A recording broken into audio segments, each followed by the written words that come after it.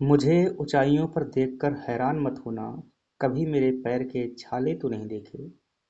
Hello साथियों, मध्य प्रदेश लोक सेवा आयोग की प्रारंभिक परीक्षा 2026 को ध्यान में रखते हुए हम कर रहे हैं एमपीपीएससी प्रीलिम्स के सिलेबस की यूनिट 10 को देख रहे हैं। और उसके अंतर्गत आज हमारी चौथी क्लास है और इस चौथी क्लास में हम देखेंगे मध्य प्रदेश की एक विशेष जनजाति जिसका नाम है बैगा जनजाति। आज की क्लास में बैगा जनजाति के विभिन्न आयामों की हम चर्चा करेंगे। मैं जो है इसको बेहतर तरीके से आपको इस संस्कृति को और इस समाज की विभिन्न विशेषताओं को रूबरू कराने के लिए विभिन्न प्रकार के चित्रों का सहारा लिया है। परीक्षा उपयोगी कंटेंट को याद कराने के लिए कई प्रकार की ट्रिकें जो है आपके सामने प्रस्तुत की जाएंगी। इसमें जो है हम इसके परिचय के बारे में देखेंगे, विभिन्न प्रकार के विस्तार के बारे में देखेंगे, बैगा जनजाति की हम उपजातियां देखेंगे, विभिन्न प्रकार की ट्रिकों को भी इसमें इस्तेमाल करेंगे। फिर इसकी पंचायत के बारे में देखेंगे, बैगा जनजाति के घर और निवास के बारे में जानेंगे। साथ ही है इनके हम पहनावे और आभूषण के बारे में भी जानेंगे।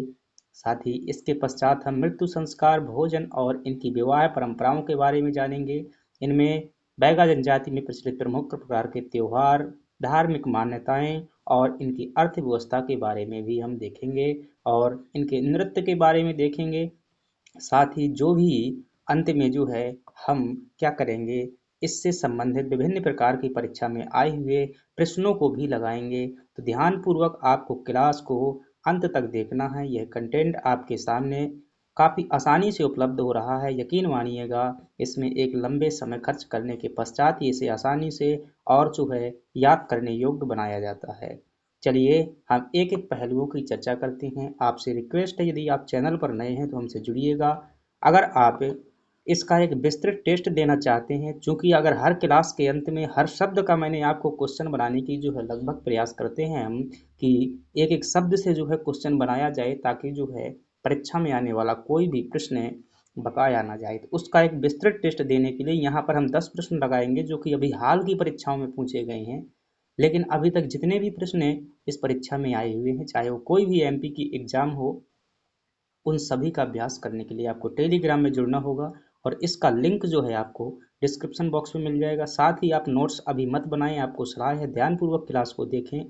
और जो है आपको यह टेलीग्राम चैनल पर पीडीएफ मिल जाएगा, वहाँ से जो है इस पीडीएफ के माध्यम से आप नोट्स बनाइएगा। पहले जो है चीज़ों को सभी को ध्यानपूर्वक समझिएगा। हर इनकी मान्यताओं को जो है विस्तृत रूप से चित्रों के माध्यम से मैं समझाऊंगा इसमें। चलिए हम अपनी क्लास की शुरुआत करते हैं और देखते हैं, एक एक चीज़ों को देखते हैं।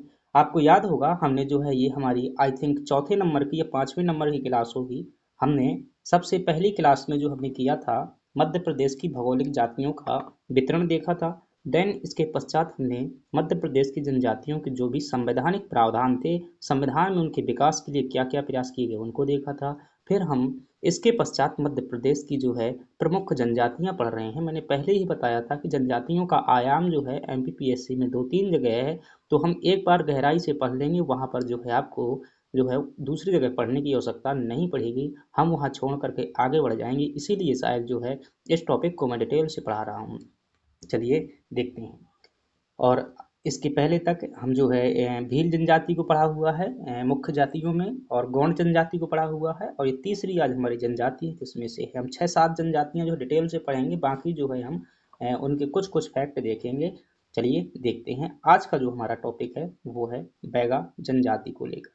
इसमें जो है विभिन्न प्रकार के आप चित्र देख रहे होंगे। इन सभी चित्रों से जो है परीक्षा उपयोगी प्रश्न बनते हैं। ये चित्र आप जो देख पा रहे हैं, ये जो है अभी जो इन्हें पद्म श्री सम्मान से सम्मानित किया गया था, जोधैया बाई बैगा हैं राष्ट्रपति जी जो पद्म श्री सम्मान दे रहे हैं इनको। इधर आप जो चित्र देख पा रहे हैं, ये चित्र अर्जुन सिंह धुर्वे का है। इन्हें भी जो है 2022 में पद्म श्री सम्मान से सम्मानित किया गया था। माननीय राष्ट्रपति जो ये द्रौपदी मुर्मू जी द्वारा सम्मानित किए गए थे। और ये जो है आप एक चित्र देख पा रहे हो, ये इनकी गुदना परंपरा को जो है दर्शाने वाला चित्र है। इन सभी इनकी मान्यताओं को समझेंगे। इसमें हम देखने वाले हैं इनकी जो है परिचय और उत्पत्ति के बारे में देखेंगे, विस्तार और वितरण के बारे में देखेंगे, उपजातियां देखेंगे, पंचायत देखेंगे, नृत्य गायन देखेंगे, उत्सव त्योहार देखेंगे, प्रमुख व्यक्ति देखेंगे। चलिए एक एक चीजें देखते हैं। सबसे पहले अगर आप देख पा रहे हैं तो हम जो है इसमें हम इस जनजाति का परिचय जो है सबसे पहले करने वाले हैं। चलिए इसके परिचय के रूप में देखते हैं हमें कौन कौन सी चीज़ें पढ़नी है। बैगा जनजाति का परिचय, ये जो है एक शॉर्ट नोट है, याद रखिएगा। आपको सीधे से समझने के लिए जो है थोड़ा सा मेरी बातों को जो है ध्यानपूर्वक सुनना होगा। मध्य प्रदेश की जो ये एक पीवीटी है, जैसे ही पीवीटी शब्द आपके सामने आता है तो इसका पूरा नाम क्या होता है, अभी फिर से जो मैं बता दूं कि हम डिटेल में पढ़ेंगे। बार बार शब्द रिवाइंड हो रहे हैं, हर बार जो मैं उनको लिंक करने का प्रयास करूंगा। पीवीटीज का मतलब होता है हिंदी में विशेष रूप से पिछड़ी हुई जनजाति, पार्टिकुलर वर्नरेबल ट्राइबल ग्रुप। तो ये एक जनजातीय समूह है जो, ध्यान रखिएगा, पीवीटी जो है ये जनजातियां हैं, भारत में इनकी संख्या 75 है। जब भी इसका नाम आए मैं स्टार लगा रहा हूँ इस प्रश्न पर, याद रखिएगा, क्या पता इसी बार ना आ जाए। तो एक नवीन प्रकार का प्रश्न है। ढेबर आयोग 1973 में बनाया गया था और इसकी अनुशंसा पर भारत में ऐसी 75 जनजातियों की खोज की गई थी जो कि विशेष रूप से पिछड़ी हैं। उन पिछड़ी जनजातियों में से मध्य प्रदेश में कितनी हैं? 3 जो है ऐसी जनजातियां हैं। पहली बैगा है, सहारिया है और भारिया है। आज हम जो किसका टॉपिक कर रहे हैं, बैगा जनजाति का टॉपिक कर रहे हैं। तो कोई आपसे पूछे कि बैगा जो है मध्य प्रदेश की क्या है, एक पीवीटीज है और पीवीटीज की अनुशंसा ढेबर आयोग द्वारा की गई थी। ध्यान रखिएगा, बैगा जनजाति जो है स्वयं को क्या कहती है, स्वयं को क्या कहती है फ्रेंड्स? धरती पुत्र कहती है, जंगल का राजा कहती है, प्रकृति पुत्र कहती है। फ्रेंड्स याद होगा आपको, हमने कहा था कि भील जो है स्वयं को अपने आप को क्या कहना पसंद करते हैं और गोंड जो है अपने आप को स्वयं को क्या कहना पसंद करते हैं। तो हमने देखा था कोयतोर जो है गोंड अपने आप को स्वयं को कहना पसंद करते हैं, यानी कि पर्वतवासी जो है कहना पसंद करते हैं। और भील जो है धनुषधारी या मतलब एकलव्य को आदर्श मानते हुए वो धनुष में निपुण होते हैं, उसको भी देखा हुआ था। अब ये धरती पुत्र स्वयं को क्यों कहते हैं, इस कहानी को ध्यान पूर्वक देखिएगा। जीवन में कभी जो है इससे संबंधित आयाम नहीं भूलेंगे, बहुत सारे प्रश्न जो है आपके यहाँ क्लियर होने वाले हैं। धरती पुत्र स्वयं को क्यों कहते हैं, तो ये जो धरती पुत्र कहते हैं इसलिए क्या है, ये धरती पर कभी हल नहीं चलाते हैं। याद रखिएगा, कृषि करते हैं लेकिन धरती पर जो है हल नहीं चलाते हैं। ये कौन सी कृषि करेंगे, फिर स्थानांतरण कृषि करते हैं। हम देखेंगे कि इनकी स्थानांतरण कृषि को किस नाम से जाना जाता है। ध्यान रखिएगा, वो कौन है, अपनी धरती को ये माँ मानते हैं और इनका ऐसा मानना होता है कि अगर माँ के ऊपर जो है हल चलाएंगे तो उनका सीना क्या होगा, फटेगा। इसलिए जो है धरती पर कभी हल नहीं चलाते हैं। कौन? बैगा। बैगा वास्तव में जो, ध्यान रखिएगा, थोड़ी सी यहाँ कहानी समझते हैं। तो हल क्यों नहीं चलाते हैं, तो ये माँ मानते हैं अपनी धरती को। माँ क्यों मानते हैं? क्योंकि एक जो है इनके जो ऐसी मान्यता है कि सबसे पहले जो है भगवान ने धरती पर किसे बनाया हुआ था, बैगा को बनाया हुआ था, नागा बैगा को बनाया हुआ था। ये इन्हें भगवान के रूप में पूजते हैं, नागा बैगा को। और इस नागा बैगा ने क्या किया हुआ था, इस नागा बैगा ने जो है पृथ्वी को बनाया हुआ था। पृथ्वी कौन थी? नागा बैगा की जो है एक बेटी थी। अब ये जो है नागा बैगा की बेटी थी, लेकिन यह जो है धरती को ही क्या मानते हैं, पृथ्वी मानते हैं। तो नागा बैगा ने जो है, यानी कि नागा बैगा की बेटी कौन हुई, पृथ्वी हुई। और इसीलिए जो है ये जंगल पर क्या है, हल नहीं चलाते हैं, क्योंकि इनके भगवान की बेटी यानी कि इनकी माँ के समान है। अब दूसरी कहानी है, एक बार क्या था, ये हम उपजातियों में ट्रिक लगाएंगे तो इस यहाँ पर समझ लीजिएगा कि पृथ्वी जो है एक बार खो जाती है, यानी कि नागा बैगा की बेटी जो है एक बार खो जाती है। और खोने के बाद में जो है कौवा को जो है ढूंढने के लिए नागा बैगा जो है भेजते हैं। इसलिए बैगा जनजाति के लोग जो है कौवा को क्या करते हैं, विशेष सम्मान देते हैं और उसकी पूजा भी करते हैं। याद रखिएगा। चलिए अगली बात करते हैं। इतनी कहानी आपको समझ में आई होगी, ध्यान पूर्वक देखेंगे तभी जो है आपका इसको लाभ जो है हो पाएगा, अंत तक देखेंगे। इनका शाब्दिक अर्थ देखिएगा, इनका शाब्दिक अर्थ होता है पुरोहित या पंडा होता है। क्या होता है? पुरोहित या पंडा, यानी कि जो पूजा पाठ का काम करने वाले। वास्तव में ऐसा कहा जाता है जो गौंड जनजाति होती थी, ये गौंड के क्या हुआ करते थे, पंडित या पुरोहित हुआ करते थे। इसलिए इन्हें क्या कहा जाता है, इनका अर्थ ही होता है पुरोहित। आपके दिमाग में तुरंत ही क्लिक होना चाहिए कि भील शब्द जो था उसका शाब्दिक अर्थ क्या था। भिल्ल संस्कृत के भिल्ल शब्द से बना हुआ था, उसका अर्थ होता था धनुष से। और जो गोंड शब्द था वह जो है कोंड भाषा से बना हुआ था और उसका अर्थ होता था पर्वत, यानी कि पर्वत में रहने वाले। तो ये ऐसे जो है आपको हर बार लिंक करना है। बैगा को अगर बात करें, बैगा जो जनजाति है इसे गोंडों की ही उपजाति माना जाता है। क्या माना जाता है? गोंडों की ही एक उपजाति माना जाता है। कैसे? समझिएगा, भगवान ने जो है किसको बनाया, नागा बैगा को बनाया। और जो नागा बैगा की पत्नी थी वो नागा बैगिन थी। कौन थी? नागा बैगिन थी। और नागा बैगा की कितनी संतानें हुई? 2 संतान हुई। नागा बैगा और नागा बैगिन की जो है कितनी संतान हुई? 2 संतान हुई। पहली संतान कौन थी? गोंड थी। दूसरी संतान कौन थी? बैगा थी। इसलिए गोंडों की ही एक शाखा के रूप में बैगा को भी मान्यता प्रदान की जाती है। तो आई होप ये पॉइंट आपका क्लियर हो गया कि बैगा को गोंडों की उपजाति क्यों मानते हैं। अब देखिएगा, ध्यान से समझेंगे तो बहुत सारी ये दोनों क्या लगभग एक जैसी जनजातियां हैं, यानी कि इनके जो मूल पुरुष हैं एक जैसे हैं। इसलिए हमने जो है जब गोंड जनजाति पढ़ा था तो वहां पर जो है हमने एक देवता का नाम पढ़ा था जिसका नाम था क्या? लिंगादेव। क्या नाम था? लिंगादेव। और लिंगादेव की जब एक बार क्या हुई थी, अग्नि परीक्षा हुई थी, तो लिंगादेव ने क्या किया था, नागा बैगा के हाथ में जो है पलाश वृक्ष की धागे बना करके बांधे हुए थे अग्नि परीक्षा से बचने के लिए। तो आज भी जो है उनमें एक पर्व प्रचलित है गौड़ जनजाति में, और उस पर्व का नाम है क्या? बकबंधी पर्व। क्या नाम है? बकबंधी। तो आज भी जो है बैगा जनजाति के लोग जो है गोंडों के वो क्या करते हैं, हाथ में धागा बांधते हैं, क्योंकि नागा बागा ने जो है लिंगा देव के वो धागा बांधा हुआ था। मुझे उम्मीद है कि चीजें बातें मेरी समझ में आ रही होंगी। चलिए अब आगे देखते हैं। तो बैगा की ही एक गोंड की ही एक उपजाति हो जाएगी बैगा। आपसे प्रश्न पूछे कि बैगा जनजाति की सर्वाधिक संख्या मध्य प्रदेश में कहाँ पाई जाती है, तब आप क्या बताएंगे कि इनकी संख्या सर्वाधिक है मंडला में पाई जाती है। तुरंत क्लिक करना चाहिए। गोंड जनजाति की सर्वाधिक संख्या कहाँ पर थी, तो आप क्या बताएंगे? छिंदवाड़ा में थी। और भीलों की जो सर्वाधिक संख्या है अलीराजपुर में रहती है, याद रखिएगा। चलिए अब आगे देखते हैं। अब इनके हम किसकी बात करते हैं, विस्तार की बात कर लेते हैं कि इनका विस्तार कहाँ पर है। यानी कि यह जो जनजाति है, कौन सी जनजाति है? बैगा जनजाति मध्य प्रदेश में कहाँ पर पाई जाती है। जब हम इसके विस्तार की बात करेंगे तो विस्तार में दो रूपों में हम हमेशा देखते हैं, एक जिलों के रूप में देखेंगे और एक जो है भूगोल के रूप में, यानी कि भौगोलिक वितरण इनका कहाँ पर है।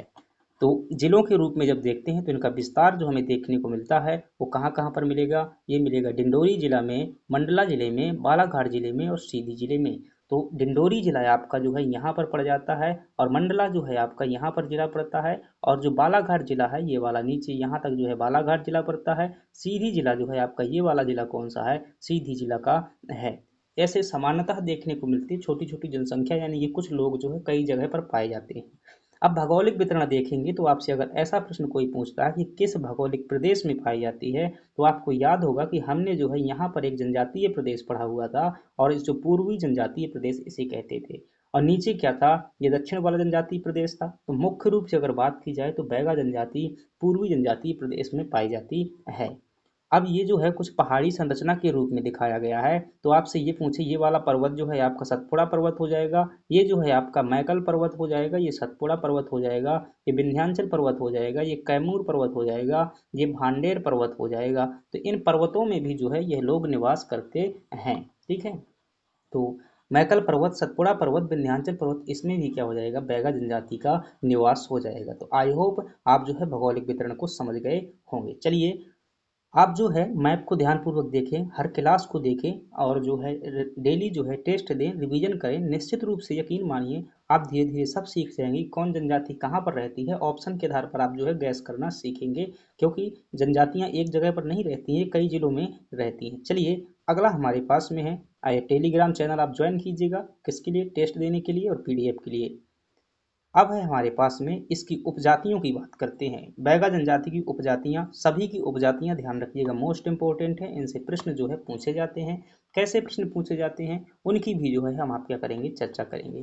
तो इनकी जो है उपजातियां आपको अगर चाहें तो याद कर सकते हैं, अन्यथा मैं जो है यहाँ पर ट्रिक दिखा रहा हूँ। जो है इस ट्रिक को ध्यानपूर्वक मेरी बातें सुनेंगे, आपको जो है हर चीज क्या आ जाएगी, समझ में आ जाएगी। इधर आप देख पा रहे हैं कि एक जो कोई बेटी है जो क्या कर रही है, ये रो रही है। क्या कर रही है? एक लड़की है, गुड़िया है जो रो रही है। इधर जो है आप देख पा रहे हैं एक कौवा है, और इधर आप देख पा रहे हैं एक शेर है, जिसे नाहर भी कहा जाता है। शेर जो है नाहर ही होता है। और इधर आप देख पा रहे हैं ये जो है एक भगवान की मूर्ति है, भगवान जो है नागा बैगा हैं। और इधर देख पा रहे हैं ये बैगा जनजाति के लोग खड़े हुए हैं। अब ट्रिक हमारी क्या है, ध्यान से समझेंगे, हर चीज को आपको समझ में आ जाएगी। तो आपको ध्यान रखना है कि ये जो अभी मैंने शुरुआत में कहानी पढ़ाई थी कि ये नागा बैगा की एक बेटी थी जिसका नाम था पृथ्वी, और वो क्या हो गई थी, मतलब खो गई थी। तो आपको ध्यान रखना है, और खोने के बाद जो है किसको भेजा गया था लेने ढूंढने के लिए? जो कौआ को जो है भेजा गया था। तो कहानी ये है कि ये जो नागा बैगा है, नागा बैगा की बेटी क्या हो जाती है, खो जाती है। और ये बेटी जो है खो जाती है तो ढूंढने के लिए किसको भेजा जाता है? कौआ को भेजा जाता है, कौआ को भेजा जाता है।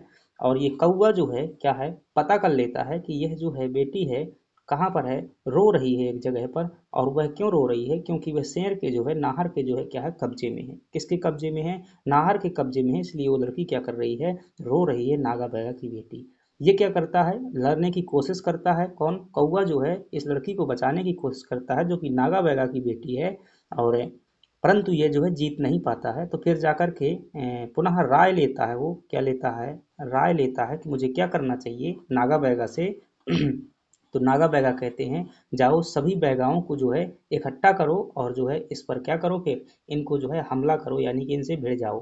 क्या करो, इनसे भिड़ जाओ, सभी बैगा इकट्ठा हो जाओ। तो ये जो है सभी को क्या करता है, इनकी राय को लेकर के, मतलब इनकी राय लेकर के सभी बैगाओं को इकट्ठा करता है। और फिर ये जो सभी लोग इससे भिड़ जाते हैं, किससे, नाहर से भिड़ जाते हैं। तो फिर क्या हो जाता है, इस लड़की को बचा लेते हैं। मुझे उम्मीद है ये कहानी आपकी दिमाग में छपी होगी। अब चलिए हम देख लेते हैं, जातियाँ आपको याद हो चुकी हैं, याद रखिएगा। कहो कैसे याद हो चुकी हैं, तो हम देख लेते हैं पहले। तो आप इसे देख, सबसे पहले देखेंगे ये लड़की क्या हो रही थी, रो रही थी। क्या कर रही थी, रो रही थी। तो रोने से जो आपके दोनों शब्द यहाँ पर हो जाएंगे, एक ये हो जाएगी रोतिया, और एक इधर हो जाएगी रोतिया। तो नरोतिया और भरोतिया किसकी उपजातियां हैं, बैगा जनजाति की हैं। फिर जो है हमने देखा था कि कौवा ने क्या ली थी, उनसे राय ली थी। तो राय मैना हो जाएगी, राय मैना और काठ मैना, काठ मैना। तो राय मैना और काठ मैना ध्यान रखिएगा। तो राय मैना यहाँ पर बन गई, लेकिन काठ मैना हमारा शब्द जो नहीं जुड़ा हुआ है। तो काठ मैना को भी जो है आप क्या करते हैं कि ऐसा कुछ मतलब सोच लीजिएगा कि सबसे पहले जो है कौवा जो है क्या करता है, इस शेर को काटने की कोशिश करता है। शुरुआत में जो है काटने की कोशिश करता है, लेकिन वो जीत नहीं पाता है। क्या, काटने की कोशिश करता है लेकिन जीत नहीं पाता है। फिर जो है बाद में राय लेता है और उनको इकट्ठा करता है। तो काटने से हो जाएगा काठ में ना। और किससे भिड़े हुए थे, नाहर से भिड़े हुए थे, तो ये नाहर हो जाएगा। और भिड़ गए थे, भिड़ने से क्या हो जाएगा, भिड़ने से क्या हो जाएगा, भिड़ने से जो है ये बिंजवार हो जाएगा, बिंजवार हो जाएगा। आपको ऑप्शन देखकर आसानी से जो है चीज़ें याद आ जाएंगी। और चूंकि इसमें बैगाव इकट्ठे हुए थे, तो बैगा की क्या है, सभी की सभी उपजातियां हैं। तो मुझे उम्मीद है कि आपको ये याद हो चुका होगा। नहीं हुआ है, यकीन मानिए एक बार दो बार देखिएगा, ये स्टोरी दिमाग में रखिएगा, आपको जो है याद हो जाएंगी। चलिए अगली बात करते हैं, बैगा जनजाति की हम पंचायत के बारे में समझते हैं। तो पंचायत जो है बहुत महत्वपूर्ण होती है जनजातियों में, क्योंकि यह जो क्या करती है, प्रशासन का कार्य करती है। पंचायत क्या करती है, वास्तव में जो सरकार का जैसे प्रशासन होता है, वैसे ही प्रशासन का एक कार्य करती है। जैसे वर्तमान में क्या होता है, गांव की वजह से 73वें संविधान संशोधन द्वारा जो संविधान में जो है आर्टिकल 243 से में जो है 16 अनुच्छेद जोड़े गए हैं, अनुसूची 11 जोड़ी गई है, उसमें जो पंचायतों को मान्यता दी गई है, वैसे ही पंचायतें जो है वहाँ पर भी हैं। और जैसे वर्तमान में देखें अपने साइड में, तो यहाँ पर क्या होता है, एक सरपंच होता है, सरपंच होता है। गांव में क्या होता है, चौकीदार भी होता है, हालांकि इतनी मान्यता नहीं है वर्तमान में इसकी। चौकीदार भी होता है, एक क्या होता है, सचिव होता है, सचिव होता है, पटवारी होता है। ये सभी जो है ग्रामीण स्तर पर क्या है, कार्य करने वाले जो है अधिकारी। उप सरपंच भी होता है। तो ऐसे ही यहाँ पर ही हैं सरपंच, उप सरपंच, ये भी बस इनके नाम अलग अलग हैं। तो नाम को लेकर के कृष्ण, ये जो है चित्र यहाँ पर देख पा रहे हैं, ये पंचायतों का कुछ मतलब समूह के रूप में मैंने सांकेतिक रूप से दिखाया हुआ है। याद रखिएगा, ये सभी चित्र जो है कोई ऐसा नहीं है कि मैं जो है वहाँ पर गया हूँ खींच करके लाया हूँ, जो है एक सांकेतिक रूप से आपको समझाने के लिए यहाँ पर प्रस्तुत किए गए हैं। सबसे पहले पूछे मुकद्दम। तो मुकद्दम जो क्या होता है, ये गांव का मुखिया होता है। क्या होता है, गांव का मुखिया होता है। और दीवान जो होता है, ये क्या होता है, मुकद्दम का सहायक होता है। और समर्थ जो होता है, ये गांव का क्या होता है, मतलब गांव में जैसे कोई कार्यक्रम होता है, क्या होता है गांव में, जैसे मान लो 15 अगस्त का कार्यक्रम है, 15 अगस्त का कार्यक्रम है, तो उस टाइम पर जो जितनी बूंदी लगनी है, बूंदी मतलब प्रसाद के रूप में जो है जितनी बूंदी लगनी है, तो उस रसद का प्रबंधन करने का कार्य करता है। इसी प्रकार से कोई भी जो है त्योहार उत्सव जो है थोड़ी बड़े स्तर पर होता है, तो उसका जो मैनेजर होता है वो कौन होता है, सम्राट होता है। कोटवारी चौकीदार होता है, सभी को सूचनाएं देता है और अधिकारियों के साथ में रहता है, जानकारी देता है। दवार जो है ये भूमिया होता है, यानी कि पंडा होता है। पंडा मतलब जानते हो, झाड़ फूंक का काम करता है, जो देवी देवताओं को आगमन के लिए आमंत्रित करता है हवन के माध्यम से।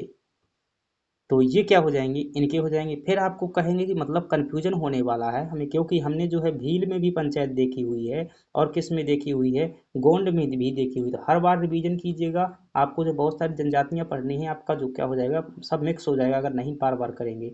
तो भील में आपने देखा था कि गांव का सर्वोच्च प्रशासक कौन होता था, पटेल जो है गांव का सर्वोच्च प्रशासक होता था। और एक जो है हमने चीज़ और पढ़ी थी, वहाँ पर गमेती पढ़ी थी। गमेती क्या होता था? ये मुखिया होता था, गांव का पंचायत का मुखिया होता था कौन? गमेती। और एक पढ़ा था कोटवार। कोटवार जो है उनके साथ में जाने वाला जो है चौकीदार टाइप का होता था। तो पटेल वहाँ पर सर्वोच्च प्रशासक था भील में। और जो है फिर हमने क्या पढ़ा हुआ था, एक जनजाति गोंड पढ़ी हुई थी। और गोंड में हमने देखा था कि गोंड जनजाति में जो सबसे बड़ा मुखिया होता था पंचायत का, वो क्या कहलाता था? भोई कहलाता था। इसे देशमुख भी कहते थे, मांझी भी कहते थे। और जो है फिर क्या होता था, जो गांव का मुखिया, ये क्या था? पंचायत का मुखिया था भोई। और जो गांव का मुखिया होता था वहां पर गोंड में, उसे क्या कहते थे? मुकद्दम कहते थे। और मुकद्दम के साथ जो है, मुकद्दम का कार्य टैक्स वैक्स वसूलता था, मालगुजारी का। उसी के साथ में क्या होता था? कोटवार हमेशा साथ में ही रहता है बड़े अधिकारियों के, क्योंकि यही जो है घर का दरवाजा खटखटाता है, घर में जो है गांव में सभी लोगों को अच्छे से जानता होता है। आपके यहाँ पर भी चौकीदार रहा होगा कोटवार। तो वर्तमान में कोटवार जो है कोटे का काम भी करते हैं, जैसे कि मतलब जो अनाज बंटता है, ये राशन वितरण प्रणाली होती है, तो वहाँ पर भी कोटवार वर्तमान में होते हैं। और जो गौंड जनजाति में एक शब्द और पढ़ा था हमने, देवान पढ़ा हुआ था। तो वहाँ पर देवान किस लिए पढ़ा था? इस मुकद्दम पर नजर रखने के लिए।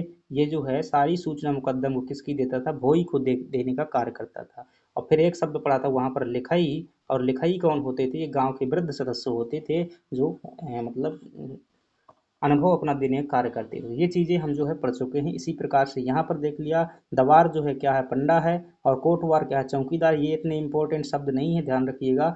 आपको ये ध्यान रखना है, मुकद्दम जो है सर्वोच्च, खास तौर से याद रखना है, परीक्षा में यही आएंगे। और आपको जो है ऐसे ऑप्शन आएंगे, याद रखिएगा, आप आसानी से जो है उनको लगा सकेंगे। कुछ ना कुछ ऑप्शन अपने आप क्रॉस हो जाते हैं, कट जाते हैं, जब आपको सभी चीज़ें पता होती हैं। चलिए अगली बात करते हैं। अगला है, तो आप देख पा रहे होंगे कि ये कुछ घर जैसी संरचना बनी हुई है। क्योंकि ये घर मुझे जैसा मतलब भाषा में पढ़ा था वैसा नहीं मिला हुआ था। तो ये बैगा जनजाति का जो निवास स्थान है, तो ये जो है से क्या कहते हैं? पुरवा या टोला कहते हैं। याद रखिएगा, भीलों के जो होते थे, तो भीलों का जो एक घर होता था उसे कू कहते थे। जो घरों का समूह होता था उसे क्या कहते थे? फाल्या कहते थे। और जो मतलब पूरा का पूरा गांव होता था उसे क्या कहते थे? पाल कहते थे। याद रखिएगा। और गोंडों में भी पढ़ा हुआ था कि ऐसा कुछ है, तो गोंडों में शायद हमने ऐसा नहीं पढ़ा होगा। तो पर्वतवासी थे, वो पर्वत में रहते थे।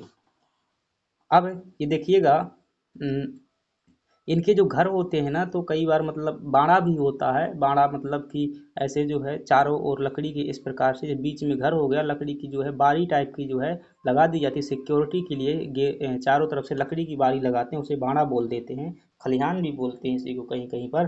तो ये भी जो है इसी में होता है। पुरवा या टोला, जैसे पुरवा, आपने कई गांवों के नाम भी सुने होंगे कि उसके अंत में पुरवा लिखा होता है। तो कहीं ना कहीं ये बैगा जनजाति का ही प्रभाव है। जैसे कि हमारे पास में एक गांव है जिसे कहते हैं लोधिन पुरवा, कहते हैं लोधिन पुरवा। तो मतलब जो है लोधिन का पुरवा हो गया, वो गांव ही है, एक का नाम है। मतलब वहाँ लोधी जाति के समूह रहते हैं, तो इसलिए वो लोधिन पुरवा हो गया। तो ऐसे कई गांवों के नाम हो सकते हैं। अपने आसपास भी चीज़ों को जो है इनसे जोड़ने का प्रयास कीजिएगा, आप बहुत अच्छे से याद कर पाएंगे। चलिए, तो ये शब्द याद रखना, पूछ लेता है परीक्षा में कि जो बैगा जनजाति के घर को क्या कहते हैं? पुरवा या टोला कहते हैं। भीलों के मैंने भी रिवीजन करवा दिए। चलिए अगली बात करते हैं। बैगा जनजाति में अगला देखते हैं। अगला है हमारे पास में, यहाँ पर देख रहे हो कुछ है जो है सांस्कृतिक कार्यक्रम है, जिसमें से आभूषण आपको पढ़ने हैं। क्यों पढ़ने हैं? क्योंकि ये नागमुरी आभूषण जो है परीक्षा में पूछा जा चुका है। क्या? नागमुरी आभूषण जो है पूछा जा चुका है। तो आप याद रखिएगा, ये दीदी जो देख पा रही हैं, इस दीदी को, तो ये दीदी के हाथ में जो है कुछ एक गहना है, ये गहना है। इस गहने को क्या कहते हैं? नागमुरी कहते हैं। और यह जो है किसका बना होता है? चांदी का होता है। किसका होता है? चांदी का होता है। तो आपसे परीक्षा में प्रश्न पूछा गया है कि नागमुरी आभूषण कहाँ पहना जाता है और किससे ये बना होता है? तो आप नागमुरी और हरैया दोनों ही ये चांदी के बने होते हैं। और ये बाह में ही पहने जाते हैं, याद रखिएगा। अब ये जो दीदी को देख पा रहे होंगे, ये जो है कुछ गले में इस प्रकार से मतलब चांदी का सामान पहने हुए है। इस सामान को क्या कहते हैं? इसे ध्यान रखिएगा, सुतिया कहा जाता है। क्या कहा जाता है? इसे जो है सुतिया कहा जाता है। ये भी दादी जी पहने हुई हैं। ठीक है, तो ये सुतिया होती है, चांदी की होती है, ये भी याद रखेंगे। चलिए, तो आपको ये सभी चीज़ें पढ़ना है, क्योंकि ये परीक्षा में जो है पूछी जाती हैं। चलिए अगली बात करते हैं। अब जो है ये दीदी को देख पा रहे हैं, ये दीदी क्या कर रही हैं? कुछ माला बना रही हैं। ये क्या कर रही हैं? ये जो है कुछ माला टाइप की संरचना बनाई हुई है। जी हाँ, ये माला ही है। और इसे जो क्या कहा जाता है? गुनेरी माला कहा जाता है। क्या कहा जाता है? गुनेरी माला कहा जाता है। और यह जो है एक घास से बनाई जाती है, गुनेरी घास ही होती है, उस घास को जो है काट कर लाया जाता है, उससे ये माला बनाई जाती है। तो आपसे प्रश्न पूछा जाता है जो है गुनेरी घास की माला, खास तौर से ये डिंडोरी जिले में जो है प्रचलित है, डिंडोरी जिले में। और जो मतलब इसे सजावटी के रूप में, सजावन के रूप में, मतलब सजाने के रूप में इनका जो है उपयोग किया जाता है। वर्तमान में जैसे आप लोग झालर वगैरह प्रयोग करते हैं और जो लाइटिंग प्रयोग करते हैं, तो इसको भी सजाने के रूप में प्रयोग किया जाता है। गुनेरी माला बैगा जनजाति की है और डिंडोरी जिले में प्रचलित है। चलिए, अब एक इम्पोर्टेंट बात है, याद रखिएगा। गुदना, गुदना ध्यान रखिएगा। संसार की अगर पूछे सर्वाधिक गुदना प्रिय जनजाति कौन सी है, सबसे ज्यादा गुदना प्रिय, हमने पढ़ा हुआ था सबसे रंग प्रिय और गहना प्रिय जनजाति कौन सी थी, तो आप क्या बताएंगे? सर भील जनजाति आपने बताई हुई थी। क्या बताई थी? भील जनजाति जो सर्वाधिक रंग प्रिय और गुदना प्रिय जनजाति थी। आपसे पूछे, सॉरी मैं क्या कहा ऊपर, रंग प्रिय और गहना प्रिय जनजाति कौन सी है? भील है। और सर्वाधिक गुदना प्रिय जनजाति की बात की जाए तो कौन सी हो जाएगी? हमारी बैगा जनजाति हो जाएगी। ठीक है। अब जो बैगा जनजाति की महिलाएं होती हैं, इस इमेज पर जो है आप नज़र डालिएगा, मैं जूम करने का प्रयास करता हूँ। हम गुदना पढ़ रहे हैं, तो इस इमेज पर जो है आप क्या करेंगे, नज़र डालेंगे। तो ये गुदना जो है, ये गुदना क्या है, तो ये समझिएगा कि जो है शरीर पर जो है विभिन्न प्रकार की आकृतियां जो है बनाई जाती हैं। ये गुदना कई लोगों ने जो है इसे गुदवाया भी होगा, मेला वगैरह में जो है खूब ये होता है।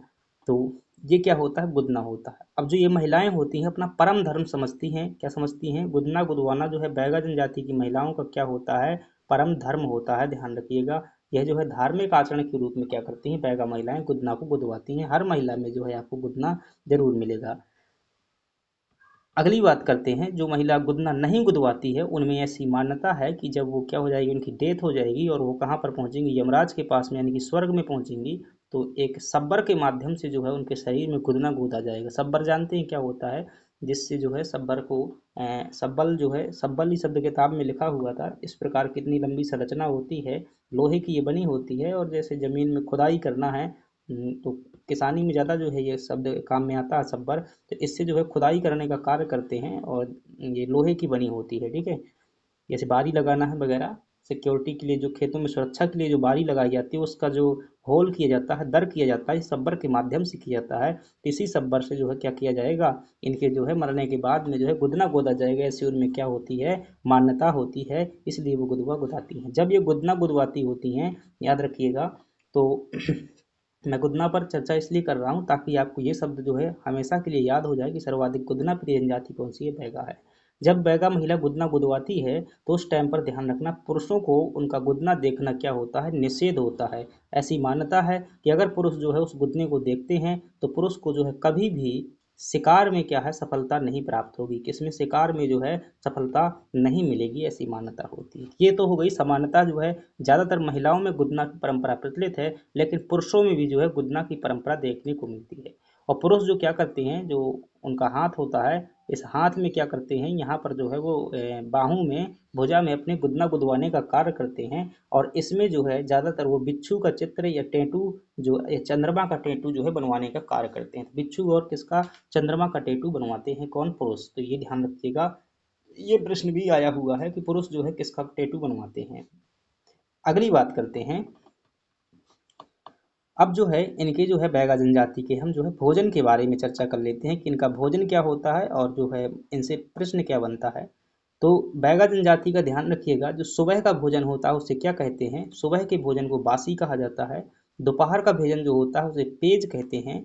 और जो शाम का भोजन होता है उसे क्या कहते हैं? ब्यारी। तो ब्यारी शब्द हमारे यहाँ पर भी बहुत प्रचलित है, हमारे घरों में भी इस शब्द का प्रयोग किया जाता है शाम के भोजन के लिए। कि मतलब जैसे कहते हैं ना कि पता नहीं क्या बोलते हैं यहाँ पर भाई, इंग्लिश में डिनर बोलते हैं क्या? डिनर शायद नहीं बोलते हैं। तो ब्यारी शब्द जो है जब शाम को जो है सभी लोगों को खाने के लिए बुलाया जाता है तो यही कहते हैं, आओ भैया ब्यारी कर लीजिए। ठीक है। तो ये मतलब, क्योंकि देखिएगा संस्कृति को समझाने के लिए दो प्रकार की भाषा होती है भाई, बुरा मत मारिएगा, जैसे मैं कई बार देसी शब्द बोल देता हूँ। दो प्रकार की भाषा होती है, एक होती है औपचारिक भाषा, एक औपचारिक भाषा होती है, और एक जो होती है अनौपचारिक भाषा। ये जो है औपचारिक भाषा निश्चित रूप से जो है एक सभ्य समाज को संकेतित करती है। लेकिन अगर आपको जो है ज़्यादा इमोशनली लगाव करना है किसी से भी, तो अनौपचारिक शब्दों का आपको प्रयोग करना ही होगा। अगर किसी चीज़ को या किसी कॉन्सेप्ट को जो है एक भाव के रूप में समझाना चाहते हैं तो वहाँ पर अनौपचारिक शब्दों का प्रयोग करना होगा, क्योंकि संस्कृति की ये विशेषता होती है, संस्कृति में औपचारिकता कम अनौपचारिकता ज़्यादा होती है, याद रखिएगा। तो समझेंगे यहाँ पर। तो ये सुबह का भोजन बासी हो गया, दोपहर का पेज हो गया, शाम का क्या हो जाएगा, ब्यारी हो जाएगा। तीनों शब्द जो है आपको याद रखना है। आपसे ये प्रश्न पूछे कि जो है बैगा जनजाति का सबसे प्रिय भोजन कौन सा है, सबसे प्रिय भोजन कौन सा है, तो आप क्या कहेंगे, पेज जो है क्या है सबसे प्रिय भोजन। और यही क्या था, गोंड का भी क्या था सबसे प्रिय भोजन, पेज ही था। भील का क्या था सबसे प्रिय भोजन, उनका जो था मक्का और ज्वार की रोटी और प्लस जो है ताड़ी, ये क्या था उनका जो है प्रिय भोजन था। अब इनका क्या हो जाएगा, गोंड और बैगा का। चूंकि गोंड और बैगा की संस्कृति बहुत सारी सेम है, ध्यान रखिएगा। जहाँ पर भी कन्फ्यूजन लगे ना, तो वहाँ पर गोंड को बैगा मान लीजिए, बैगा को गोंड मान लीजिएगा, सही उत्तर हो जाएगा आपका। लेकिन दूसरी जनजातियों को इनमें नहीं मिलाएंगे। अगली बात करते हैं। तो इनका जो भोजन होता है, इनके भोजन में जो है समानता है। क्या नाम था भाई, एंड्रे रसेल नाम का एक जो है मनोवैज्ञानिक था, उसने इसमें खोज निकाला था, अध्ययन किया था कि उनके भोजन में कार्बोहाइड्रेट की मात्रा तो होता ही नहीं है। पेज अगर आपको नहीं समझ में आता तो समझिएगा, जैसे जो मोटा अनाज होता है, क्या होता है, मोटा अनाज होता है। मोटा अनाज क्या होता है, जैसे मक्का हो गया, मक्का हो गया, बाजरा हो गया, बाजरा हो गया, कोदवा हो गया, कोदो हो गया, कुटकी हो गया, कुटकी हो गया, सामा हो गया, सामा हो गया, काकुन हो गई, काकुन। ये फसलें हमारे यहाँ पर जो है अब नहीं होती हैं। पहले जो है पुराने लोग होते थे, दादी लोग जो इनको घर में संरक्षित करके रखती थी। आपके यहाँ पर भी देखना, दादी लोग अगर हैं घर में तो वो इनको रखी होंगी।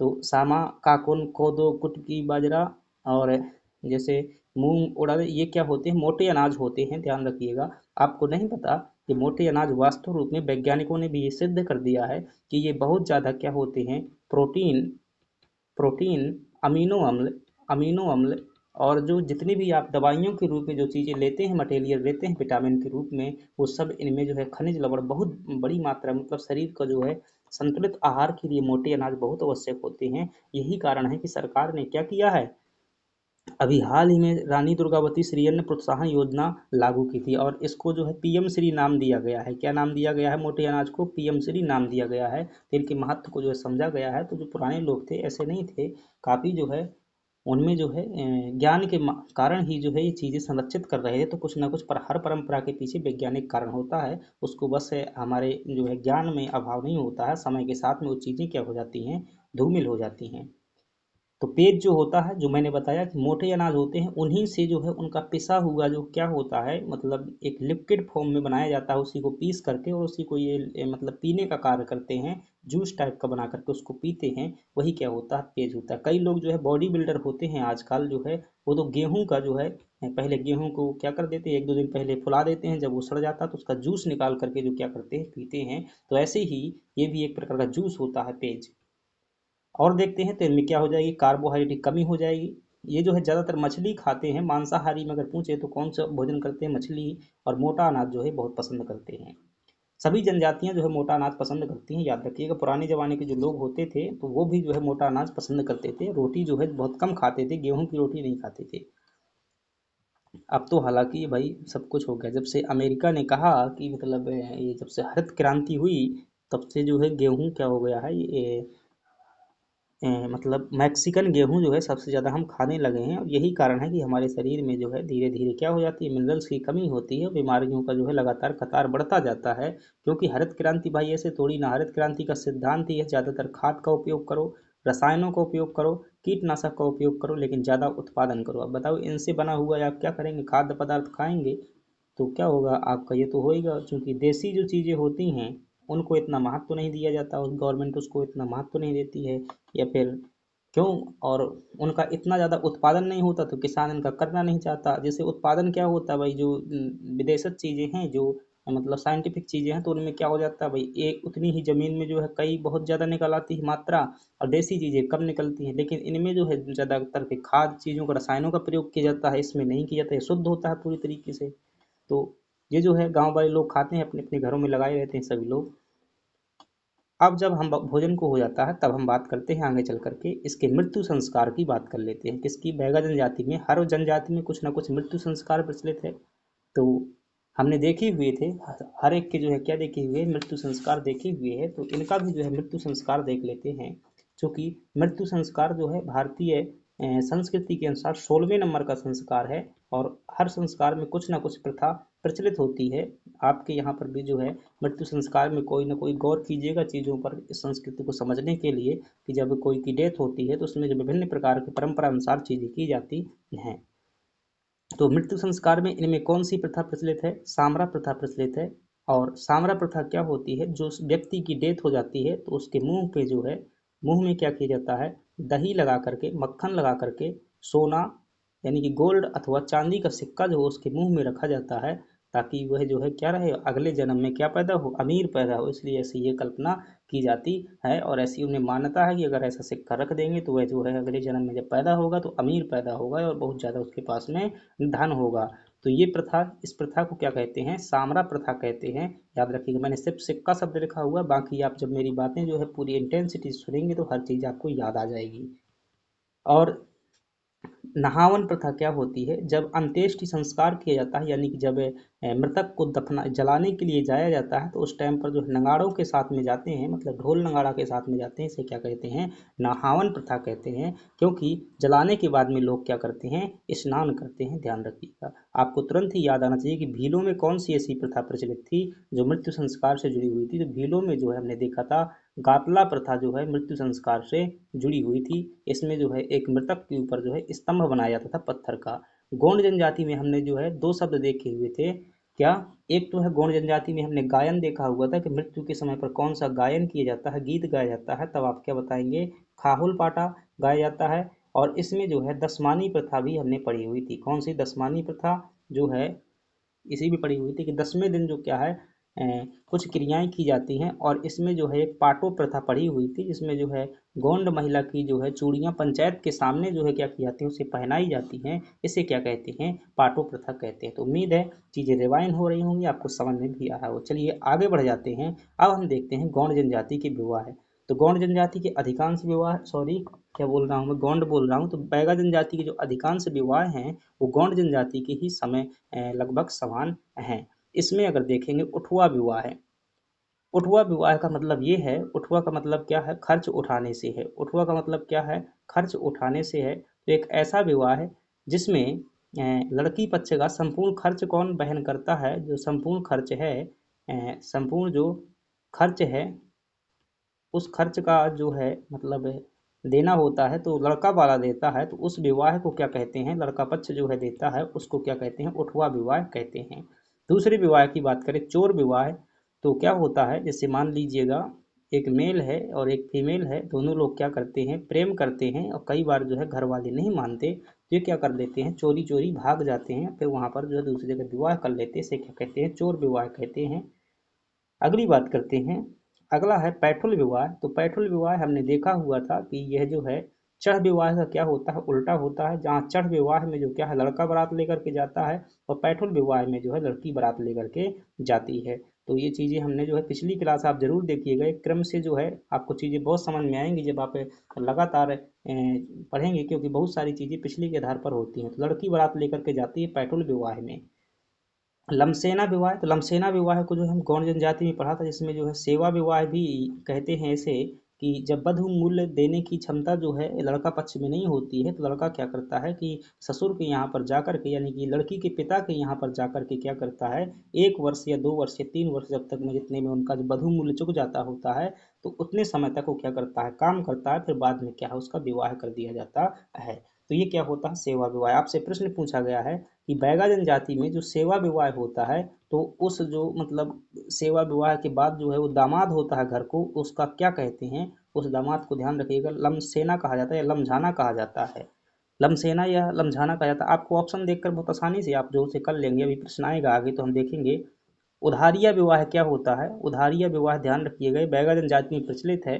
अब ऐसा होता है कि मान लो दो लोग हैं जिनके मध्य में प्रेम प्रसंग है, ए और बी हैं। तो घर वाले जो है नहीं मान रहे हैं तो ये लोग क्या करेंगे? भाग जाएंगे। और भाग करके कहाँ पर जाएंगे? रिश्तेदारों के यहाँ पर जाएंगे। और फिर रिश्तेदार क्या करेंगे? इनका क्या कर देंगे? विवाह करवा देंगे। मतलब एक सामाजिक रूप में जो है परंपरा के अनुसार इनका विवाह करवाएंगे। तो फिर जो है इन लड़की और लड़का के पिता के ऊपर क्या हो गया, एक प्रकार का उधार कर्जा हो गया। जब इनके मतलब बेटा बेटी भागेंगे तो फिर उनका विवाह ये करवाएंगे, तो ये विवाह कौन सा कहलाता है, उधारिया विवाह कहलाता है। अगला विवाह है मंगनी या चढ़ विवाह है। तो मंगनी या चढ़ विवाह है वही है जिसमें जो है लड़का बारात लेकर के लड़की के घर जाता है। अगर आप और जो है आप गहराई में समझना चाहते हैं तो इसमें क्या होता है कि मंगनी विवाह में सबसे पहले जो है लड़का लड़की की जो है क्या होती है, पसंद होती है। पसंद के बाद में जो है जो लड़के का पिताजी होता है, लड़का का पिताजी होता है, हालांकि अपने यहाँ पर ऐसा नहीं होता है, पता चल जाए तो फिर क्या होगा, पिताजी जो पता नहीं क्या होगा। पिताजी जो होता है तो फिर क्या करते हैं कि ये लड़की वाले के घर में जाते हैं, लड़की के घर जाते हैं और जो है इनका जो है बढ़िया स्वागत सत्कार होता है, रिश्ता के लिए जाते हैं। और लड़की से यहाँ पर जो है सांकेतिक रूप में, लड़की से जो है सांकेतिक रूप में क्या पूछी जाती है, सहमति पूछी जाती है कि आप इससे सहमत हैं या नहीं हैं। अगर वो सहमति मतलब प्रकट कर देती है तो फिर बाद में यहाँ पर जो है विभिन्न प्रकार की क्या होती है, परंपरा होती है। जैसे कि यहाँ पर जो है दादर होता है, दादर नृत्य किया जाता है इसी समय पर, और बिल्मा नृत्य भी किया जाता है। तो जो लड़की पक्ष के लोग होते हैं तो दादर नृत्य और बिल्मा नृत्य करते हैं। और साथ ही साथ यहाँ पर जो है कर्मा नृत्य भी, सॉरी दादर जो है गाया जाता है। हालांकि दोनों प्रकार का होता है भाई, दादर नृत्य भी होता है, गायन भी होता है, कर्मा भी होता है। यहीं पर ये तीन चीज़ें जो है होती हैं जब वो मतलब वहाँ पर जब ये सहमति हो जाती है। तो ये कौन सा है, मंगनी या चढ़ विवाह है। आपसे सिर्फ इतना पूछा जाएगा मंगनी या चढ़ विवाह जो है किस जनजाति में प्रचलित है, आपको ऑप्शन मिलेंगे वहाँ पर आप बता दें। चलिए अगली बात करते हैं। अगला है आपके पास में जो है प्रमुख है जो है बैगा जनजाति के त्यौहार हैं। आप देखेंगे इन त्योहारों में जो है, हमारे त्योहारों में काफ़ी वैज्ञानिकता है, याद रखिएगा। जब मैं निबंध वगैरह बताऊंगा तो उनकी वैज्ञानिकता सिद्ध करने की भी हम प्रयास करेंगे। तो सबसे पहला है रसनवा पर्व। कौन सा है, तो मोस्ट इंपॉर्टेंट है रसनवा पर्व, सबसे ज़्यादा बैगा में पूछा गया है रसनवा पर्व। इसी को ध्यान रखिएगा, रतौना पर्व भी कहा जाता है। क्या कहा जाता है, रतौना पर्व भी कहा जाता है। और इसमें क्या होती है, मधुमक्खी पूजा होती है। क्या होती है, मधुमक्खी की क्या की जाती है, मधुमक्खी की जो है इसमें पूजा की जाती है। और यह जो है इसे शहद पर्व के नाम से भी जाना जाता है, क्योंकि मधुमक्खी से जो है शहद होती है, तो शहद पर्व के रूप में भी इसे जाना जाता है। और इसे रतौना पर्व भी कहते हैं, इसे शहद पर्व भी कहते हैं। यह मुख्यतः बैगा जनजाति मंडला जिले में प्रचलित है। और शायद एक बार ऐसा हुआ था कि बड़ी ही हर्षोल्लास से त्यौहार मनाया जाता है। देख रहे हैं भाई साहब बहुत खुशी हैं, ढोल बजा रहे हैं और दीदी जी जो है क्या कर रही हैं, डांस कर रही हैं। ये आपको चित्र मधुमक्खी का दिख रहा होगा। तो ये सभी चीज़ें दिमाग में जो है अपने दिमाग में बैठाइएगा कि क्या क्या होता है इसमें, तो मधुमक्खी याद रखना है। शायद एक मान्यता के अनुसार जो है नागा बैगा जो थे, उनके बैगा जनजाति के आदि पुरुष कहा जाता है नागा बैगा को, ध्यान रखिएगा। इनका आदि पुरुष कहते हैं। आदि पुरुष का मतलब जो मतलब पहला व्यक्ति था। तो कहानी में हमने देखा था कि सबसे पहले भगवान ने किसको बनाया था, नागा बैगा। उसकी दो संतानें हुई थी, गोंड और बैगा। तो नागा बैगा जो है आदि पुरुष हैं। तो इन्हें एक बार जो है मधुमक्खियों ने जो है बहुत ज़्यादा परेशान किया था। तो इन्होंने क्या की थी, एक मान्यता रखी थी अपने मतलब समझ से, उन्हीं के सामने रखी होगी कि मधुमक्खी मुझको छोड़ दे, मैं जो है हर वर्ष मेरी पीढ़ियाँ क्या करेंगी, आपके लिए एक त्यौहार मनाएंगी, तभी से ये पर्व मनाया जाता है। तो आई होप आपको समझ में आया होगा चीज़ें, और बाकी शॉर्ट में चीज़ें आप लिखिएगा। बिदरी पर्व जो है देखेंगे हम, बिदरी पर्व जो हमने देखा हुआ था गोंड जनजाति में भी प्रचलित था। और उसका जो है वहाँ पर भाव क्या था, बादल से था। और ये यहाँ पर भी वही भाव है, लेकिन किताब में लिखा है कि बीज के लिए मनाया जाता है। तो मैंने कहानी बताई थी कि सभी लोग क्या होते हैं, गांव में इकट्ठा होते हैं जब मतलब खरीफ की फसल बोने का समय होता है और वर्षा नहीं हुई होती है। और उसमें क्या लाया जाता है, एक मुर्गा लाया जाता है। और मुर्गा के पास जो है सभी लोग, गांव के लोग क्या रख देते हैं, अपना बीज रख देते हैं। फिर मुर्गा की जो है बलि चढ़ा करके उसको खाते हैं। और फिर बाद में ये बीज जो है अपने वहाँ पर ले जाते हैं और बीज जो है खेतों में बोया जाता है। तो बीज या बादल से जुड़ा हुआ पर्व है कौन सा, बिदरी पर्व। छेरदा पर्व हम पढ़ चुके हैं, बच्चों से जुड़ा हुआ है। जबारा पर्व भी जो है हम पढ़ चुके हैं। जबारा पर्व जो है नवदुर्गा को होता है, और नवदुर्गा जो है हर 6 महीना में होती हैं हमारे यहाँ पर। तो उस वर्ष में जो है 2 बार मनाया जाता है। इसमें जो जबा होता है, जबा या क्या बोलते हैं इसको, जबा को ठीक है जौ बोल देते हैं, जौ शब्द का भी प्रयोग किया जाता है। तो इसको जो है बोया जाता है, और इसको बोने के बाद में देख पा रहे हैं ये महिलाएं जो है ये जबा रखे हुए हैं, और इस जबा को जो क्या करेंगी, पूजेंगी। पूज करके जो है बाद में जो है तालाब में इसको सिराया जाता है। तो ये क्या हो जाएंगे, इनके पर्व जो हो जाएंगे, त्योहार हो जाएंगे। अगली बात करते हैं कि धार्मिक मान्यता देखते हैं कि बैगा जनजाति में कौन कौन से धर्म की मान्यता है। तो याद रखिएगा, चीज़ें समझना है आपको। आपसे पूछे कि नागा बैगा इनके क्या है, प्रमुख भगवान के रूप में है, और नागा बैगा को ये क्या कहते हैं, आदि पुरुष के रूप में मानते हैं। और आदि पुरुष का मतलब क्या होता है, जो सबसे पुराना पुरुष, आदि मतलब पुराना, ठीक है। तो आदि का जो है सबसे पहला पुरुष क्या है, आदि पुरुष है। तो बैगा जनजाति जो नागा बैगा को क्या मानते हैं, आदि पुरुष मानते हैं। अब दूसरा जो है बात करते हैं, बूढ़ा देव की बात करते हैं। इनके प्रमुख देवता है एक बूढ़ा देव। और बूढ़ा देव जो है देख पा रहे हैं ऊपर जो बैठे हुए हैं। और बूढ़ा देव ये किस वृक्ष पर बैठते हैं, साल वृक्ष पर बैठते हैं। कौन से वृक्ष पर बैठते हैं, ये साल वृक्ष पर बैठते हैं। और तो साल वृक्ष को जो है इनके जीवन में बहुत महत्व दिया जाता है। और इस साल वृक्ष का जो है एक पत्ता लेकर के अगर किसी बैगा से जो है सच्चाई उगलाना हो, तो क्या करेंगे आप, एक पत्ता उसके हाथ में रख दीजिएगा, वो कभी झूठ नहीं बोलता है। तो साल का पत्ता लेकर के वो कभी झूठ नहीं बोलता है, क्योंकि ये उनके बूढ़ा देव का सम्मान का विषय होता है। बैगा जनजाति में ध्यान रखिए, उड़द की दाल को जो है सबसे ज़्यादा पवित्र माना जाता है। उड़द की दाल को सबसे ज़्यादा पवित्र मानते हैं। क्यों मानते हैं, आपने कभी ना कभी ये किसी मतलब दादाजी के मुंह से जरूर ये शब्द सुना होगा कि किसी को जैसे मतलब कष्ट पहुंचाना है, ये नेगेटिव वर्ड है, किसी को कष्ट पहुंचाना है, तो क्या किए जाते हैं, उड़द जो है फुलाए जाते हैं। उड़द जो है ये मतलब तंत्र मंत्र से इनको क्या किया जाता है, फुलाया जाता है। फिर क्या होता है, हालांकि शुरुआत में हमने भी ये सुना हुआ था, लेकिन पता नहीं वास्तव में होता है या नहीं होता है। अब जैसे जिस व्यक्ति को कष्ट पहुंचाना है, तो जैसे जैसे उड़द क्या होंगे, फूलेंगे, मतलब पानी में जैसे जैसे फूलेंगे मंत्र तंत्र के द्वारा, तो वैसे ही क्या होगा, उस व्यक्ति का जो विरोधी व्यक्ति जिसको कष्ट पहुंचाना है, तो उसका पेट फूलेगा, वैसे ही उसे बहुत कष्ट मिलेगा। तो ऐसी मान्यता है, इसलिए ये उड़द की दाल को क्या मानते हैं, बहुत पवित्र मानते हैं। याद रखिएगा, ये 100% मैं सच्चाई के साथ दावा नहीं कर रहा हूँ, मतलब सिर्फ शब्दों को समझाने के लिए जो है, जो शब्द प्रचलित हैं उनको मैं जो है व्यवहार मिला करके आपको समझा रहा हूँ। चलिए, तो ये क्या हो गया, उड़द को दाल को क्या मानते हैं, पवित्र मानते हैं। साल वृक्ष हो गया, और नागा वैगा आदि पुरुष हो गया। बूढ़ा देव जो है इसके ऊपर निवास करते हैं। वो चित्र भी वैसा भी बनाया है ताकि वही चीज़ें दिमाग में रहें। अगली बात करते हैं, इनके जो अगले देवता हैं जिनका नाम है ठाकुर देव। क्या नाम है, ठाकुर देव। और ये ठाकुर देव जो होते हैं गांव के देवता हैं, और इनकी ऐसी मान्यता है कि सृष्टि का निर्माण किसने किया हुआ है। नागा बैगा मत लगा देना अगर प्रश्न पूछे, बैगा जनजाति के अनुसार ठाकुर देव ने ही क्या किया हुआ है, सृष्टि का निर्माण किया हुआ है, सृष्टि के निर्माता है। बघेश्वर देव, तो बघेश्वर देव के सामने जो है किसान व्यक्ति खड़ा हुआ है, तो ये जो है इनके खेतों के देवता हैं। और इन्हें क्या कहते हैं, आदि देव कहते हैं। क्या कहते हैं, आदि देव कहते हैं। और आदि पुरुष किसे कहते हैं, तो याद रखेंगे नागा बैगा को आदि पुरुष कहते हैं, जिनसे इनका सृजन हुआ है। और आदि देव किसे कहते हैं, बघेश्वर देव को कहते हैं। ये इनके जो है खेतों की क्या करते हैं, रक्षा करते हैं, खेतों में अच्छी उपज के लिए जो है जिम्मेदार होते हैं बघेश्वर देव। अब है जादू टोना, ध्यान रखिएगा, सबसे ज़्यादा जो जनजातियों में जादू टोना जो है समाज में हमारे जनजातियों में ही देखने को मिलता है। जनजातियों में देखेंगे तो बैगा जनजाति में जादू टोना को विशेष महत्व दिया जाता है। अब इसमें जो है एक प्रथा प्रचलित है जिसका नाम है सूपा तूमा प्रथा। तो ये सूपा तूमा प्रथा क्या होती है, अगर आपको भूत लग गया है, क्या है, भूत लग गया है, अगर गांव में हो तो आपको जरूर लगा होगा या सुना होगा किसी न किसी से। तो भूत अगर आपको जो है लग चुका है, ऐसी स्थिति में क्या होता है कि डर जाता है व्यक्ति, तो उसको जो है क्या करते हैं, आप झड़वाने के लिए क्या करते हैं, तंत्र मंत्र करवाते हैं, देवताओं के स्थानों पर ले जाते हैं। और जो है इसके मतलब जो बरुआ होते हैं, जो मतलब इसके मतलब मंत्र तंत्र जानते हैं वगैरह तांत्रिक क्रियाएं, उनसे जो भी क्या करते हो, झड़वाते हो।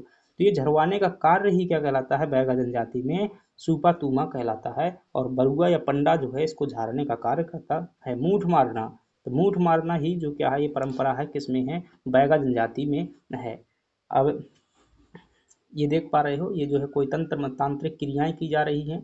ये क्या की जा रही हैं, तांत्रिक क्रियाएं हैं। और ये कोई क्या है, आत्मा है। इस आत्मा को जो है बस में किया जा रहा है।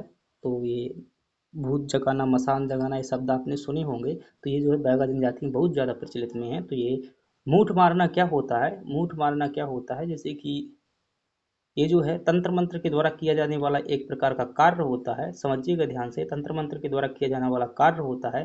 जैसे मान लीजिएगा आप जो है किसी व्यक्ति से परेशान हैं, क्या है, समझिएगा मैं समझा रहा हूँ। आप जो है, आपका नाम ए है, और आप बी नाम के व्यक्ति से क्या है, बहुत ज़्यादा परेशान हैं। तो आप क्या जाएंगे, अपने तांत्रिक के यहाँ पर जाएंगे। ए नाम का व्यक्ति क्या जाएगा, तांत्रिक के यहाँ पर जाएगा। तांत्रिक के यहाँ पर जाएगा और इससे क्या करेगा, कह देगा भाई मूठ मार दो, क्या कर दो, मूठ मार दो। कहो ठीक है भाई। अब ये क्या लेगा, तांत्रिक क्या लेगा, एक बकरे की बलि लेगा। क्या लेगा, एक बलि लेगा, नारियल लेगा, बिल्ली लेगा, कुत्ता लेगा, कबरा कुत्ता, मतलब हर ये कई तरह की मान्यताएं हैं। मूठ मार दो। तो ये मूठ मारेगा, क्या करेगा, पढ़ लिख करके यहाँ से जो है तंत्र मंत्र करके जो है झाड़ फूंक करके ये क्या करेगा, एक मंत्र मार देगा। अब ये व्यक्ति जो है बी नाम के लिए, बी के लिए मूठ मारी गई है, तो बी नाम का व्यक्ति जो है रास्ते में जा रहा है, कहाँ पर जा रहा है, रास्ते में जा रहा है। तो फिर ऐसे इसकी जो शिव ऐसे हवा जैसी लगेगी, हवा लगेगी तो फिर क्या हो जाएगा, व्यक्ति दिव्यांग हो जाएगा, दिव्यांग हो जाएगा, या फिर इसका जो है मतलब हमेशा के लिए दिव्यांग हो जाएगा वो। हाथ मतलब लकवा लग जाएगा, लकवा शब्द आपने सुना होगा, लकवा हो जाएगा। तो ये क्या होता है, मूठ मारना कहलाता है। तो ये मूठ मारने की प्रथा भी किसमें प्रचलित है, बैगा जनजाति में प्रचलित है, याद रखिएगा। इनका रियलिटी से कोई संबंध नहीं है, सिर्फ जो है इनकी परंपरा है, उस परंपरा को हम क्या कर रहे हैं, एक्सप्लेन कर रहे हैं। अगली बात करते हैं। अगली बात है हमारे पास में इनका आर्थिक जीवन देखते हैं, और आर्थिक जीवन में देखेंगे तो आपको पता चलेगा कि इनकी जो ये धरती पर क्या करते हैं, हल नहीं चलाते हैं, इसलिए ये क्या करते हैं, स्थान बदल बदल करके क्या करते हैं, खेती करते हैं, एक साल यहाँ पर की, एक साल वहाँ पर की। तो इसकी जो कृषि होती है बेवार या पोंडू कहलाती है, क्या कहलाती है, बेवार या पोंडू कहलाती है। भीलों की हमने कृषि को पढ़ा था, चिमाता कहते हैं, और इनकी जो है क्या है, बेवार या पोंडू कहलाती है। ये क्या है, धरती पर हल नहीं चलाते क्योंकि धरती को माता मानते हैं। उनके अनुसार जो है हमारे हल चलाने से उनका सीना क्या होता है, छलनी होता है। इनमें जो है बांस शिल्प काफ़ी ज़्यादा प्रचलित है, जैसे बांस की आपने टोकरी देखी होगी, तो ये मुख्यतः किस जनजाति में प्रचलित है। तो इन शब्दों का प्रयोग जो है आप मेंस में ज़्यादा बेहतर कर पाएंगे। तो बांस शिल्प इनमें जो है प्रचलित है, बांस से बहुत सारी चीज़ें बनती हैं, खिलौने भी बनते हैं बहुत सारे बांस के। वो कड़कड़िया आपने बजाई होगी कभी बचपन में जो है, तो बांस से ही बनाई जाती है। और बांस की जो है बांसुरी भी किससे बनती है, बांस से बनती है। तो ये जो है बैगा जनजाति में जो बांस शिल्प प्रचलित है। बघेश्वर देव क्या है इनके, किसानी के प्रमुख देवता है, मतलब खेती किसानी के लिए जिम्मेदार होते हैं। उड़द की दाल को क्या मानते हैं, ये पवित्र मानते हैं। तो ये क्या हो जाएगी, इनकी आर्थिक जीवन हो जाएगा। और बैगा जनजाति में देखेंगे तो कुछ नृत्य हैं, इनके नृत्य देखिएगा। इनके नृत्यों में अगर देखेंगे तो दादरिया नृत्य है, सामान्यतः किसी भी खुशी पर जो है दादर नृत्य होता है, गौड़ जनजाति में भी ये प्रचलित है। तो भड़ौनी नृत्य हम पढ़ चुके हैं गौड़ जनजाति में कि जब मड़वा में क्या होता है, दूल्हा पक्ष के जो भी रिश्तेदार होते हैं उनको जो है एक गायन के फॉर्म में जो है गाली दी जाती है, गायन के फॉर्म में, उसी को क्या कहते हैं, भड़ौनी नृत्य कहते हैं। और जो कर्मा नृत्य होता है, तो ये भी हमने पिछले पढ़ा हुआ था, ध्यान रखिएगा। कर्मा नृत्य जो है गोंड में भी प्रचलित है, बैगा में भी प्रचलित है, भारिया में प्रचलित है, तीनों में जो है प्रचलित है। और कर्मा नृत्य को क्या कहते हैं, लोक नृत्यों का राजा कहते हैं। और कर्मा नृत्य को जो है गिनीज बुक वर्ल्ड रिकॉर्ड में भी क्या किया गया है, शामिल किया गया है। चलिए, बिल्मा नृत्य जो है, ये बिल्मा नृत्य भी बैगा जनजाति में प्रचलित है, बिल्मा नृत्य। और बिल्मा नृत्य हमने देखा था। तो एक बार जो है बिल्मा नृत्य, इतना ही याद रखिएगा आप, जो है बैगा जनजाति में प्रचलित है, कई किताबों में अलग अलग पक्ष मिलते हैं। अभी हमने पढ़ा हुआ था कि बिल्मा नृत्य जो है जब वो विवाह के लिए जो है पिता जाता है तो वहाँ पर बिल्मा नृत्य किया जाता है। लेकिन एक जगह लिखा हुआ था कि बिल्मा नृत्य जब जो है क्या होती है, विदाई होती है, तो विदाई के समय पर जो है जब लड़की जाती है तो विरह में जो है, विक्षोभ में जो है नृत्य किया जाता है, तो वहाँ पर जो है बिल्मा नृत्य होता है लड़की के विरह में। तो ये भी हो जाएगा। तो बस आपसे ध्यान रखिएगा, कन्फ्यूजन वाली चीज़ें कभी परीक्षा में नहीं आती, जो क्लियर चीज़ें होती हैं तो आपसे सिंपल यही पूछा जाएगा, कौन सा नृत्य किस जनजाति में प्रचलित है। कर्मा नृत्य इंपॉर्टेंट है, ये जो इसका डिटेल पूछा जा सकता है। शैला नृत्य हमने देखा था कि ये शैल शब्द जो है पहाड़ों से बना हुआ था, शुरुआत में जो है पहाड़ में नृत्य करते थे। रीना नृत्य ये पूछ लेता है कई बार, रीना जो है स्त्री प्रधान नृत्य है। कैसा है, स्त्री प्रधान नृत्य है। और ये पंक्ति के रूप में, मतलब महिलाएं जो है एक पंक्ति में जो है लाइन में खड़ी होकर के जो नृत्य करती हैं वो क्या होता है, स्त्री प्रधान नृत्य, रीना नृत्य होता है, ध्यान रखिएगा। अच्छा है प्रश्न है। तो इसमें जो है आपको ध्यान रखना है, खास तौर से रीना नृत्य ध्यान रखना है, आपको कर्मा नृत्य ध्यान रखना है, आपको जो है प्रधानी नृत्य ध्यान रखना है। ये इम्पोर्टेंट है। प्रधानी नृत्य के प्रमुख कलाकार हैं अर्जुन सिंह, और इनको मिल चुका है क्या, पद्म श्री सम्मान मिल चुका है 2022 में, जो है इन्हें क्या दिया गया था, पद्म श्री दिया गया था। अर्जुन सिंह जो है ये डिंडोरी जिले के हैं, मध्य प्रदेश की डिंडोरी जिले के हैं, ध्यान रखिएगा, प्रश्न भी आ चुका है इन पर। अगली बात करते हैं तो कुछ व्यक्ति देख लेते हैं, इनके जो व्यक्ति हैं, तो व्यक्ति में अर्जुन सिंह है, अर्जुन सिंह डिंडोरी जिले के हैं, और ये पद्म श्री सम्मान से क्या हो चुके हैं, सम्मानित हो चुके हैं। जुदैया बाई बैगा मोस्ट इंपॉर्टेंट है, इन्हें भी जो है 2023 में क्या दिया गया था, पद्म श्री सम्मान दिया गया था। ये अगर आप देख पा रही हैं जुदैया बाई, इन्हें जो है पद्म श्री मिल चुका है, शायद आपको क्लियर तरीके से नहीं दिख रहा होगा। तो ये जो है जुदैया बाई है, मैं थोड़ा सा और दिखाने का प्रयास करता हूँ इनको, जो है जीवन की अंतिम कगार पर, यहाँ पर देखिएगा। तो ये जो है राष्ट्रपति जी क्या कर रही हैं, इनको पद्म श्री सम्मान दे रही हैं, द्रौपदी मुर्मू जी।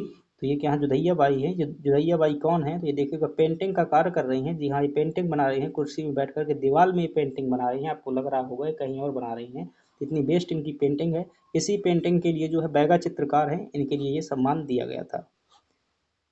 अगली बात करते हैं, तो सावनी बाई मोस्ट इंपॉर्टेंट है, अभी तक प्रश्न नहीं पूछा गया है, लेकिन ये प्रबल दावेदार हैं जो है जीवन के अंत तक इन्हें भी जो है पद्मश्री मिलेगा।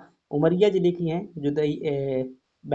जुदैया बाई भी उमरिया की हैं और सावनी बाई भी उमरिया की हैं, और ये भी क्या है, चित्रकार हैं, याद रखिएगा सावनी बाई। इनकी पेंटिंग भी काफ़ी ज़्यादा प्रचलित है। अगली बात करते हैं, तो बैगा विकास अभिकरण। तो बैगा जानते हैं आप क्या है, पीबीटी है, एक प्रकार की पिछड़ी हुई जनजाति है। तो उनके विकास के लिए क्या बनाई गई हैं, कुछ संस्थाएं बनाई गई हैं। हालांकि जब हम अभी संस्थाएं पढ़ेंगे तो वहाँ पर पुनः देखेंगे इसे। तो बैगा विकास अभिकरण जो है ये बना हुआ है, और कुल कितने 6 जिलों के बैगाओं को क्या करता है, कवर करता है। तो कितने जिलों के लिए बनाया गया है बैगा विकास अभिकरण, 6 जिलों के लिए, शहडोल, मंडला, बालाघाट, उमरिया, अनूपपुर, डिंडोरी। तो जहाँ जहाँ पर बैगा जनजाति पाई जाती है वहाँ पर जो है प्रचलित है। और एक शब्द और यहाँ पर ध्यान रखिएगा, ये आप देख पा रहे हैं, ये कौवा है, कौवा, और ये जो क्या है, नाहर है, शेर है। तो ये जो है, ये व्यक्ति क्या है, बैगा जनजाति, इनमें जो है विशेष इनकी मित्रता मानी जाती है। इनसे जो है इनका संबंध है। अगर प्रश्न कभी ऐसा आ जाए कि ये क्या है, मतलब कौन सी जो है जनजाति इनको जो है विशेष महत्व देती है, तो इनको देती है विवाह में जो है कौवा को जो है बहुत सम्मान दिया जाता है, क्योंकि कौवा ने जो है इनके भगवान नागा बेगा की बेटी को जो है खोजने में बहुत मदद की हुई थी। शायद नाहर को भी इसीलिए मानते हैं क्योंकि उसने खाया नहीं था, उसे बचा दिया था। तो इन दोनों को सम्मान मिलता है। तो चलिए अब महत्वपूर्ण हम जो क्या कर लेते हैं, प्रश्न देख लेते हैं। तो चलिए देखते हैं। पहला प्रश्न है कि बैगा द बैगा पुस्तक के लेखक कौन हैं। तो आपको याद होगा जब हमने पहली क्लास करी हुई थी तो वहाँ पर एक नाम पढ़ा था, द बैगा में जो है बैरियन एल्वेन ने पुस्तक लिखी हुई थी। श्यामा चरण दुबे जो है गौंड जनजाति की सामाजिक सांस्कृतिक अध्ययन के लिए जाने जाते हैं। ठक्कर बप्पा जो है इन्होंने ट्राइब्स ऑफ इंडिया नामक पुस्तक लिखी हुई थी, और जनजातियों का पितृ पुरुष कहते हैं इन्हें। और यह जो है आदिवासी शब्द दिया हुआ जनजातियों। टीबी नायक ने जो है द भील नामक पुस्तक लिखी हुई थी, द भील। अगले प्रश्न की बात करते हैं, नागमोरी कहाँ पहने जाने वाला आभूषण है। तो हमने देखा हुआ था, यह जो है बाह में पहना जाता है और चांदी का आभूषण होता है। आप यहाँ पर देखेंगे तो आपको निम्नलिखित में से कौन सी जनजाति बैगा जाति की उपजाति नहीं है। तो बिंजवार है, नरौतिया भी है, राय मैना भी है, अगरिया जो है ये नहीं है, किसकी है, गोंड की है जो है उपजाति है। चलिए अगला देख लेते हैं।